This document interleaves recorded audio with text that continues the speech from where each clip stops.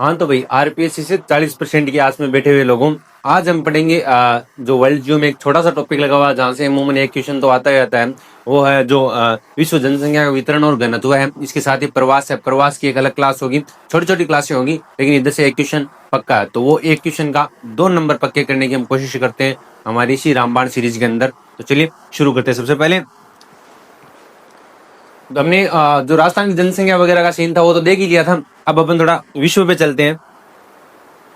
तो जो विश्व की जनसंख्या का वितरण और घनत्व है उसको किस प्रकार से देखते हैं। विश्व की जो 90% जनसंख्या है ना, 90% जो बहुत ज्यादा होती है, वो सिर्फ उत्तरी गोलार्ध में निवास करती है, जहां पर 10% भाग है उस पे विश्व की जो 90% जनसंख्या वो निवास करती है। जबकि जो 10% जनसंख्या है वो जो अपनी पृथ्वी है उसके 90% क्षेत्र पर अत्यंत विरल रूप में पाई जाती है, यानी बिखरी हुई पाई जाती है। जो स्थितियां परिस्थितियां रहने के अनुकूल है, लोगों के जीवन दिनचर्या या जीवन यापन के लिए अनुकूल है, उधर ज्यादा जनसंख्या रहती है अमूमन। जिधर रिसोर्सेज जो जैसे पानी की उपलब्धता हो, बिजली या सिंचाई कृषि जो भी है, जो एक इंसान के लिए जीने के लिए जो जरूरी चीजें या फैक्टर है, वो जिधर ज्यादा उपलब्ध होंगी जनसंख्या का वितरण उधर ज्यादा होगा, और जिधर कमी होगी उस चीज की प्रतिकूल सिचुएशंस होगी उधर जनसंख्या का वितरण है वो कम होगा। तो विश्व की जो 80% जनसंख्या उत्तरी गोलार्ध में 20 डिग्री से 60 डिग्री उत्तरी अक्षांशों के बीच में निवास करती है। इसके अलावा जो बाकी की जनसंख्या वो अलग अक्षांशों में निवास करती है। लेकिन सीन ये है कि जो मोस्ट ऑफ जनसंख्या वो सिर्फ और सिर्फ 20 डिग्री से 60 डिग्री जो उत्तरी अक्षांश है इनके बीच में ही निवास करती है। तो आपसे पूछा जा सकता है कि विश्व की जो सबसे ज्यादा जनसंख्या वो किन अक्षांशों के बीच में निवास करती है, तो आपका उत्तर होना चाहिए 20 डिग्री से 60 डिग्री उत्तरी अक्षांशों के बीच विश्व की जो मोस्ट ऑफ जनसंख्या या कहें 80% से ज्यादा जनसंख्या वो निवास करती है। फिर तो जनसंख्या परिवर्तन के घटक क्या होते हैं नॉर्मली, तो इसके 3 घटक है। पहला तो क्या है, जन्म दर, ये बढ़ेगी तो जनसंख्या बढ़ेगी। फिर दूसरा घटक है मृत्यु दर, और फिर तीसरा घटक है प्रवास। ये जन्म दर पहला हो गया, दूसरा मृत्यु दर हो गया, और तीसरा घटक हो गया प्रवास। ये जनसंख्या के जो परिवर्तन है उसके 3 घटक हैं। ये जन्म दर बढ़ी तो जनसंख्या बढ़ेगी, अगर मृत्यु दर घटी फिर भी जनसंख्या बढ़ेगी। तो इनके बीच में बैलेंस होना जरूरी है। प्रवास लोग अच्छे रोजगार के अवसर की तलाश में, अच्छी सिचुएशंस कंडीशंस की तलाश में एक जगह से दूसरी जगह जाते हैं, वो प्रवास कहलाता है, एज यू नो। तो ये जनसंख्या परिवर्तन के क्या है, 3 मुख्य घटक है। थोड़ा सा आगे चलते हैं। विश्व में जनसंख्या का जो वितरण है वो किस प्रकार हम देखते हैं। तो सघन जनसंख्या के प्रदेश, यानी कि जहां बहुत ज्यादा जनसंख्या पाई जाती है, तो विश्व के 5 प्रदेश ऐसे हैं जहां पर सघन जनसंख्या निवास करती है, जहां का जनसंख्या घनत्व है 100 व्यक्ति प्रति वर्ग किलोमीटर से भी अधिक है। आपको पता है राजस्थान का कितना है, 200। राजस्थान का जनसंख्या घनत्व है 200 व्यक्ति प्रति वर्ग किलोमीटर है। तो जो सघन जनसंख्या के कौन से प्रदेश हैं, ये पूर्वी एशिया, दक्षिणी एशिया, उत्तरी पश्चिमी यूरोप, दक्षिणी पूर्वी एशिया और पूर्वी उत्तरी अमेरिका। नॉर्मली जो दक्षिणी पश्चिमी एशिया, इधर थोड़ा ज्यादा जनसंख्या घनत्व पाया जाता है। फिर जो सामान्य जनसंख्या के प्रदेश कौन से हैं, जहां भौगोलिक परिस्थितियां नहीं अधिक अनुकूल और नहीं अधिक प्रतिकूल, यानी ठीक ठाक जो भौगोलिक परिस्थितियां उधर ठीक ठाक जनसंख्या रहती, ज्यादा नहीं रहती। सामान्य जनसंख्या प्रदेश है जहां का जनघनत्व भी नॉर्मल है, ज्यादा नहीं है। और फिर विरल जनसंख्या प्रदेश कौन से हैं, विश्व के 5 प्रदेश ऐसे हैं जहां पर जनसंख्या का घनत्व 10 व्यक्ति प्रति वर्ग किलोमीटर से भी कम है। वास्तविकता यह है कि विश्व के 55% भूभाग पर मात्र 5% जनसंख्या निवास करती है। इसका रीजन है, वहां पे एक तो हो सकता है कि तापमान अत्यंत ज्यादा हो या तापमान अत्यंत कम हो। वहां पे जो रहने की परिस्थितियां वो प्रतिकूल हो लोगों के लिए। वहां पे जो रिसोर्सेज हैं, जो साधन सुविधाएं हैं, वो बहुत कम है। जैसे उत्तरी ध्रुव वगैरह, वहां पे बहुत ज्यादा ठंड है, तो वहां पे रहना इम्पॉसिबल के लगभग है। तो वहां पे बहुत कम जनसंख्या निवास करती है, बहुत कम लोग वहां पे सर्वाइव कर पाते हैं। फिर अगला उच्च अक्षांशीय क्षेत्र है, 60 डिग्री अक्षांश से ऊपर विश्व की मात्र 1% जनसंख्या निवास करती है, क्योंकि उधर क्या है कि थोड़ी ठंड बहुत ज्यादा बढ़ जाती है। आर्कटिक एवं अंटार्कटिक के अलावा उत्तरी अमेरिका के उत्तरी भाग, ग्रीनलैंड और साइबेरिया इसके अंतर्गत आते हैं। ये बहुत ठंडे भाग है। साइबेरिया एक रूस का हिस्सा है, ये बहुत ज्यादा ठंडा भाग है जिधर जनसंख्या बहुत ही विरल पाई जाती है, न के बराबर जनसंख्या पाई जाती है। फिर जो मरुस्थलीय क्षेत्र है, अगर वहां पे पीने का पानी नहीं होगा, पहुंच नहीं होगी साधन संसाधनों की वहां तक, तो सीधी सी बात है वहां पे जनसंख्या कमी पाई जाएगी। फिर महाद्वीपीय जलवायु वाले आंतरिक प्रदेश, फिर विश्ववत के घने वन, फिर उच्च पर्वतीय प्रदेश जहाँ पे ज्यादा बड़े ऊंचे पर्वत होंगे, वहां पे सीधी सी बात है लोग कम ही जाएंगे, क्योंकि वहां पे जो रिसोर्सेज या कोई भी चीज जो साधन सुविधा वहां की पहुंच, वहां तक उसकी पहुंच बहुत कम होती है, तो लोग वहां पे जाना और रहना प्रेफर नहीं करते। फिर अगला देखते हैं एशियाई या मानसूनी एशियाई जनसमूह। एशिया की का जो क्षेत्रफल है उसके अकॉर्डिंग यहाँ की जनसंख्या बहुत ज्यादा है, और इसकी जनसंख्या में सबसे ज्यादा जो योगदान है वो हमारा यानी इंडियंस का है। तो देखते हैं ये विश्व का सबसे बड़ा है सर्वाधिक सघन बसाव वाला मानव समूह प्रदेश है। इसके अंतर्गत दक्षिणी एशिया, पूर्वी एशिया और दक्षिणी पूर्वी एशिया आते हैं। जो दक्षिण एशिया ना, इसकी थोड़ी ज्यादा है जनसंख्या, ज्यादा नहीं थोड़ी ज्यादा जनसंख्या। यहाँ विश्व की कुल जनसंख्या का 50% से भी अधिक निवास करता है, लगभग 60% के आसपास यहाँ निवास करता है। सबसे बड़ा मानव समूह दक्षिणी एशिया में निवास करता है, जिधर कौन से हम भारत हो गए, पाकिस्तान हो गए, ये मेनली दक्षिण एशिया में आते हैं, जिसके अंदर भारत, पाकिस्तान, बांग्लादेश, नेपाल, भूटान, श्रीलंका आदि देश आते हैं। 10 डिग्री से 40 डिग्री उत्तरी अक्षांशों के बीच मानव का जमाव सर्वाधिक सघन है। यहाँ चावल की कृषि प्रमुखता से होती है, अतः इसे चावल सभ्यता या काम सभ्यता प्रदेश भी कहा जा सकता है। तो आपसे क्वेश्चन पूछा जा सकता है कि चावल सभ्यता या काम प्रदेश सभ्यता किसे कहा जाता है, तो एशिया का जो क्षेत्र है सघन बसाव वाला उसको कहा जाता है। तो इधर अपनी जनसंख्या तो कितनी होगी, 150 करोड़ प्लस ही जा रही है भाई, इनकी होगी लगभग 30-32 करोड़, ये हो गए 20-25 करोड़ के आसपास, अपन सबसे टॉप पे इस मामले में। फिर जो यूरोपीय मानव समूह, यहाँ पे एवरेज जनसंख्या पाई जाती है। एशियन मानव समूह के बाद विश्व में सघन बसाव वाला दूसरा प्रमुख समूह यूरोप है। अधिकांश जनसंख्या उत्तरी पश्चिमी यूरोप में निवास करती है, जहाँ पे जर्मनी, फ्रांस एवं ब्रिटेन जैसे बड़े जनसंख्या वाले देश हैं, ये इनके लिए बड़े जनसंख्या वाले देश हैं। कुछ देशों से ज्यादा जनसंख्या तो हमारे अकेले राजस्थान की है, और उत्तर प्रदेश और महाराष्ट्र का तो कहना ही क्या। यूरोप की अधिकांश जनसंख्या 40 डिग्री से 60 डिग्री उत्तरी अक्षांशों के बीच निवास करती है। अधिकांश जनसंख्या 45 डिग्री से 55 डिग्री उत्तरी अक्षांशों के बीच कोयला पेटी के इर्द गिर्द निवास करती है। इसका रीजन है कि वहाँ कोयला क्षेत्र है, तो वहाँ पे रोजगार के अवसर ज्यादा है, और जो साधन संसाधन है उन तक लोगों की पहुंच ज्यादा है। अतः 50 डिग्री उत्तरी अक्षांश यूरोपीय जनसंख्या की दूरी है, यानी कि यहाँ पे सबसे ज्यादा जो जनसंख्या का सघन बसा हुआ यूरोप में वो पाया जाता है। यहाँ की 70% से अधिक जनसंख्या नगरों में निवास करती है। जो यूरोपीय क्षेत्र है वहाँ पे जो जनसंख्या वो गांव में यानी रूरल एरियाज में बहुत कम मिलेगी, आपको मोस्ट ऑफ मिलेगी तो नगरीय या जो सिटी के एरियाज है उधर मिलेगी, तथा द्वितीयक एवं तृतीयक आर्थिक क्रियाओं में लगी हुई है। अतः ये औद्योगिक सभ्यता का प्रदेश है, यानी यहाँ पे जो प्राथमिक जो आर्थिक क्रियाएं या प्राथमिक क्षेत्र व्यवसाय के वो बहुत कम है। जैसे इंडिया में बहुत ज्यादा है, इधर कम है। इधर द्वितीयक और तृतीयक जिनमें आते हैं विनिर्माण और उद्योग धंधे वगैरह आते हैं, वो द्वितीयक और तृतीयक में आते हैं। उत्तरी अमेरिकी मानव समूह, जो नॉर्थ अमेरिकन मानव समूह है, एशिया व यूरोपीय जनसमूह के बाद विश्व में तीसरा सघन जनसमूह उत्तरी अमेरिका में निवास करता है, जिसका जमाव 100 डिग्री पश्चिमी देशांतर रेखा के पूर्व से लेकर अटलांटिक के तट तक 35 डिग्री से 50 डिग्री उत्तरी अक्षांशों के बीच है, जिसके अंतर्गत उत्तरी पूर्वी यूएस यानी यूनाइटेड स्टेट्स ऑफ अमेरिका व पूर्वी कनाडा का तटीय भाग आता है, जहां पर मानव बसाव आर्थिक संसाधनों के आकर्षण के कारण आप्रवासन के फल स्वरूप हुआ है। यहाँ निवास करने वाली जनसंख्या का 90% यूरोप से आया हुआ है, यानी उत्तरी अमेरिका में जो ज्यादातर लोग रहते हैं वो यूरोप से ही उत्तरी अमेरिका की तरफ जो प्रवास करके गए हैं वो है। फिर जो अफ्रीकन जनसमूह, पिछले 5 दशकों में अफ्रीकन जनसमूह अत्यधिक बढ़ा, यानी कि अफ्रीका के कुछ देश हैं जैसे नाइजीरिया वगैरह हो गया, वहां की जनसंख्या बहुत ज्यादा है और गरीबी भी बहुत ज्यादा है। कुल जनसंख्या के मामले में यूरोपीय जनसमूह से आगे निकल चुका है जो अफ्रीकन जनसमूह है। ये अफ्रीका की जनसंख्या मुख्यतः 3 पेटियों में निवास करती है। नील नदी के क्षेत्र में, मिस्र के आसपास, क्योंकि यहाँ की जमीन जो उपजाऊ हो जाती है तो साधन संसाधन तक लोगों को पहुंच हो जाती है। जाम्बिया की तांबा पेटी, अगर खनन क्षेत्र में तांबा निकल रहा है तो सीधी सी बात है रोजगार के ज्यादा अवसर है, उद्योग धंधों के उधर ज्यादा अवसर है।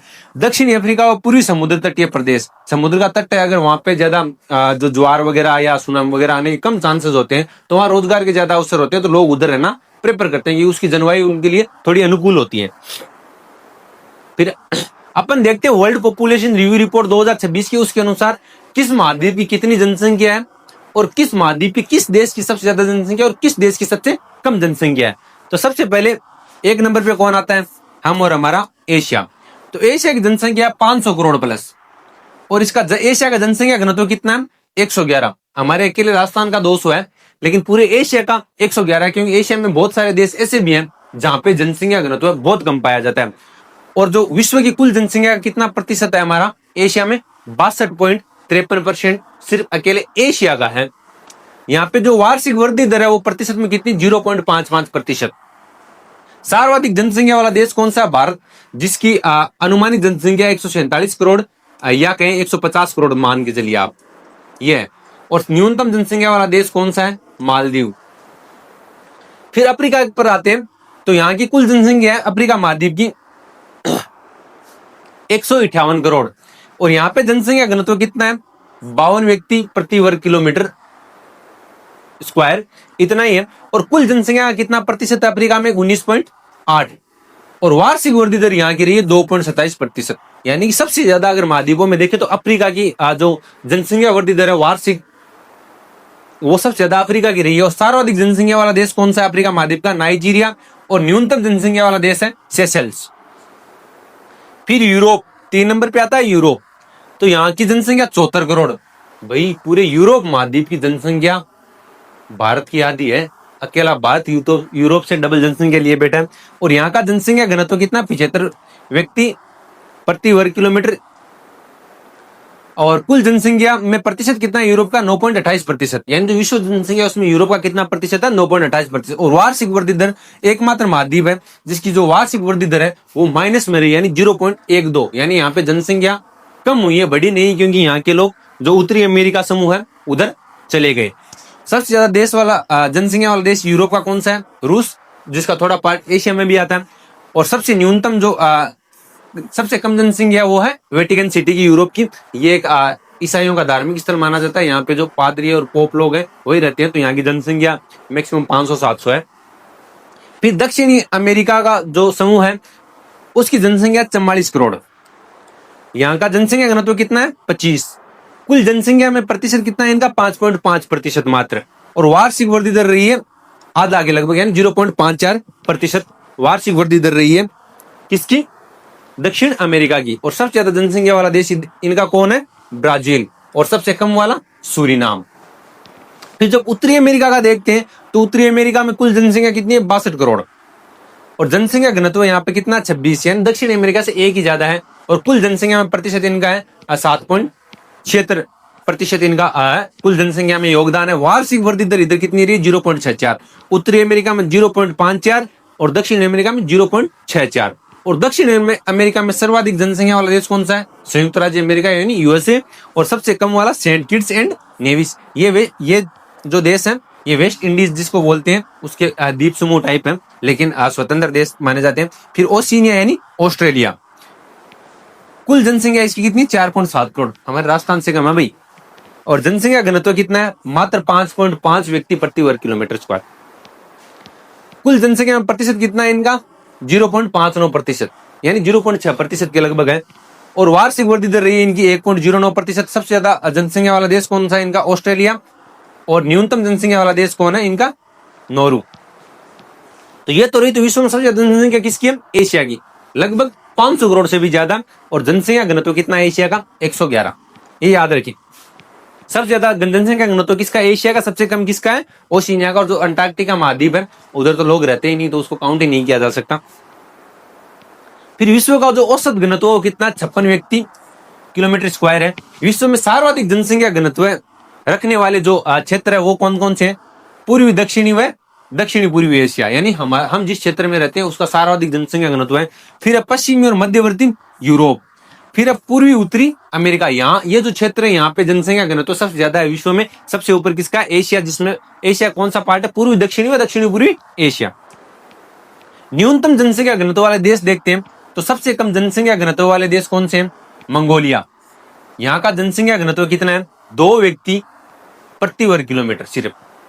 फिर पश्चिमी सहारा ये क्षेत्र है यहाँ के, इसका जनसंख्या घनत्व कितना, 2 व्यक्ति। इधर का भी इसका रीजन है 2 व्यक्ति होने का कि जो मरुस्थल पड़ा है इधर, तो वहां पे रहेगा कौन भी, सीधी सी बात है। फिर नामीबिया, इसका है 3.8, यानी 4 व्यक्ति किलोमीटर स्क्वायर के लगभग इसका जनसंख्या घनत्व है, तो आपको ये याद रखना है। फिर सर्वाधिक जनसंख्या घनत्व वाले देश देखते हैं, सबसे ज्यादा जनसंख्या घनत्व किसका है, मकाऊ का। यहाँ का जनसंख्या घनत्व है 21,981 व्यक्ति लगभग। इसके अंदर अपन लिख देते हैं ये लगभग में है भाई, एकदम ये एक्यूरेट नहीं है कि सिर्फ इतने ही व्यक्ति रहते हैं यहाँ पे। तो लगभग 21,981 22,000 ही मान लीजिए यहाँ का जनसंख्या घनत्व है 1 किलोमीटर वर्ग किलोमीटर के अंदर। फिर मोनाको का है 19,044, फिर सिंगापुर का है 8,225, हांगकांग का है 7,027 व्यक्ति प्रति वर्ग किलोमीटर स्क्वायर। तो ये सबसे ज्यादा जनसंख्या घनत्व वाले देश है। 4 देश है, सबसे ऊपर कौन है? मकाओ।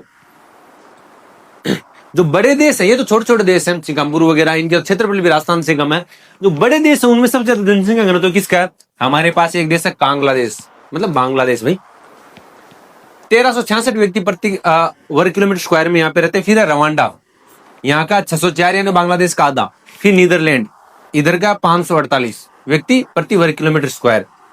बड़े देशों में जो न्यूनतम जनसंख्या घनत्व किसका है? ऑस्ट्रेलिया का। ये तो अपने आप महाद्वीपीय देश भी है, यहाँ का 3.5 व्यक्ति प्रति वर्ग किलोमीटर है। कनाडा का 4.5 व्यक्ति और कजाकिस्तान का 8 व्यक्ति प्रति वर्ग किलोमीटर। ये इस जो पीपीटी में जो जितना कंटेंट दिया है जनसंख्या वितरण के मामले में सफिशिएंट आपके लिए, इधर से क्वेश्चन छप जाएगा। फिर जो न्यूनतम जनसंख्या वाले देश कौन से? वेटिकन सिटी है, यहाँ की जनसंख्या कितनी है? सिर्फ 506 व्यक्ति, 507 भी हो सकती है कभी कभार। और सर्वाधिक आबादी वाले देश कौन से? अपन 147 करोड़ यहाँ पे आंकड़ों में दिया गया। अनुमानित जनसंख्या जो 2027 वाली रिपोर्ट है वाही नहीं अनुमानित है ये, तो 147 करोड़ की जगह अगर आपको 150 करोड़ भी दिया मिले ना, 140 करोड़ प्लस जितना भी दिया मिले वो भारत की जनसंख्या है। फिर चाइना की 141 करोड़, इनको हमने पीछे छोड़ दिया है। फिर जो यूएसए यानी अमेरिका, इनकी जनसंख्या 34 करोड़, इंडोनेशिया की 28 करोड़, पाकिस्तान की 25 करोड़, नाइजीरिया की 24 करोड़, ब्राजील की 21 करोड़ और बांग्लादेश की 17 करोड़ और रूस की 14 करोड़। तो अगर आपको अवरोही क्रम पूछे तो अवरोही क्रम में सबसे ऊपर कौन होगा? Bharat, China, USA, Indonesia, Pakistan, Nigeria, Brazil. और आरोही क्रम पूछे, आरोही क्रम मतलब बढ़ते हुए क्रम में, तो सबसे पहले आएगा रूस, फिर बांग्लादेश, फिर ब्राजील, फिर नाइजीरिया, पाकिस्तान, इंडोनेशिया। आरोही अवरोही का सीधा सा सीन है। अवरोही में 4 वर्ड है, ये पूछा जाता है बहुत बार, अवरोही टू आरोही। तो इसका सीन रहेगा, अगर अवरोही क्रम पूछे यानी घटते आरोही की तरफ जाएंगे यानी घटते हुए क्रम में, और आरोही क्रम पूछे तो बढ़ते हुए क्रम में। ये तो कम हो गया और इधर क्या हो जाएगा? ज्यादा हो जाएगा। ये सीन रहेगा आरोही और अवरोही क्रम का। कई बार हमें पता है लेकिन एग्जाम टाइम में दिमाग घोंच-पोंच कर देता है इस मामले में। और जनसंख्या संक्रमण का सिद्धांत देखते हैं तो एम.डब्ल्यू. थॉमसन व नोटेस्टीन द्वारा यह सिद्धांत प्रस्तुत किया गया जो जनसंख्या संक्रमण का सिद्धांत है। पीटर होगेट द्वारा इसका संशोधित स्वरूप प्रस्तुत किया गया। और जो जनसंख्या संक्रमण का सिद्धांत, इसमें क्या सीन है? ग्रामीण और खेतीहर लोग किधर जननांगीय संक्रमण करते हैं? नगरीय और औद्योगिक क्षेत्र में। जो ग्रामीण लोग हैं वो ज्यादा क्या बोलते हैं, रोजगार के अवसर, ज्यादा सुख सुविधाएं पाने के लिए नगरीय और औद्योगिक क्षेत्र उधर की तरफ अग्रसर होते हैं। तो ये किसके अंदर आता है? जनसंख्या संक्रमण के सिद्धांत के अंतर्गत, जो किसने दिया था? एम.डब्ल्यू. थॉमसन व नोटेस्टीन द्वारा यह सिद्धांत प्रस्तुत किया गया था। और जो पीटर होगेट है, इनके द्वारा इस जो सिद्धांत था इसका संशोधित स्वरूप है वो पेश किया गया। अब जनसंख्या के जो परिवर्तन मान लीजिए या वितरण मान लीजिए, उसके 3-4 स्टेट है कि कम ज्यादा कैसे होती है। तो पहला स्टेज है उच्च जन्म दर, उच्च मृत्यु दर तथा निम्न स्तर पर जनसंख्या स्थिरता। ज्यादा जन्म दर होगी, ज्यादा मृत्यु दर होगी, तो जो जनसंख्या स्थिर है वो थोड़ी निम्न स्तर पर रहेगी, पूरी बैलेंस नहीं रहेगी। फिर दूसरा स्टेज है उच्च जन्म दर, घटती हुई मृत्यु दर, यानी जनसंख्या में वृद्धि की प्रवृत्ति होगी कि भाई टाबर पैदा तो ज्यादा हो रहा है लेकिन बूढ़ा मर कम रहा है। तो सीधी सी बात है, जनसंख्या क्या होगी? बढ़ेगी। तो इधर क्या होगी? जनसंख्या बढ़ेगी, इधर थोड़ी सी ऐसी सी रहेगी। फिर जो थर्ड स्टेज है इसका, इस अवस्था में प्रारंभ में जनसंख्या विस्फोट की प्रवृत्ति, जबकि बाद में जनसंख्या वृद्धि दर की घटने की प्रवृत्ति। और ये ऐसी चीजें कौन फेस कर रहा है? यूरोप है। उधर जो जनसंख्या वृद्धि दर है वो नकारात्मक है, तो उधर ये सीन दिख रहा है यूरोप में। फिर जो फोर्थ स्टेज है इसमें क्या? निम्न मृत्यु दर, निम्न जन्म दर व उच्च स्तर पर जनसंख्या स्थिरता, यानी मर भी कम रहे हैं, पैदा भी कम हो रहा है। तो जो जनसंख्या स्थिरता है वो उसी अनुपात में रहेगी। अधिकांश यूरोपीय, कुछ एशियाई राष्ट्र जैसे जापान, इजराइल, दक्षिण कोरिया तथा कनाडा और संयुक्त राज्य अमेरिका इस अवस्था में आते हैं। आपा पुनियावा सिर्फ इतना ही देश है जकाई माँ फोर्थ स्टेज में, जहाँ पे निम्न मृत्यु दर है क्योंकि मेडिकल सुविधाएं ज्यादा है, और निम्न जन्म दर है क्योंकि लोग जागरूक हैं, हर कताई पैदा कौन करे। फिर फिफ्थ स्टेज आता है, इसमें जनसंख्या वृद्धि के घटने की प्रवृत्ति यानी ऋणात्मक वृद्धि दर होती है। कुछ विकसित पूर्वी यूरोप व राष्ट्र जर्मनी, जापान, रूस, फ्रांस आदि इस अवस्था से गुजर रहे हैं। यहाँ की जनसंख्या घट रही है, यानी कि वहां का जो जनसंख्या परिवर्तन दर है वो बढ़ नहीं रहा, वो थोड़ा माइनस में चल रहा। तो ये सीन है इधर, ये 5 स्टेज है। आप इतना याद रखिए कि जन्म दर उच्च होगी और मृत्यु दर भी उच्च होगी तो स्थिरता थोड़ी कम होगी, लेकिन जन्म दर निम्न और मृत्यु दर अगर निम्न होगी तो स्थिरता ज्यादा होगी। जन्म दर बढ़ेगी और मृत्यु दर घटेगी तो जनसंख्या विस्फोट होगा। तो ये था आपका जो जनसंख्या वितरण है, छोटी सी क्लास थी जनसंख्या वितरण से संबंधित और घनत्व से संबंधित। इस क्लास में ये सारे फैक्ट डाले गए हैं लगभग, जो आपके काम आ सकते हैं एग्जाम में, जो आपका आप सेकंड ग्रेड का होने वाला है। तो इसके बाद में जो अगली क्लास होगी वो होगी विश्व प्रवासन रिपोर्ट 2026 की आई हुई है उसकी, वो देखेंगे अगली क्लास में। राम राम।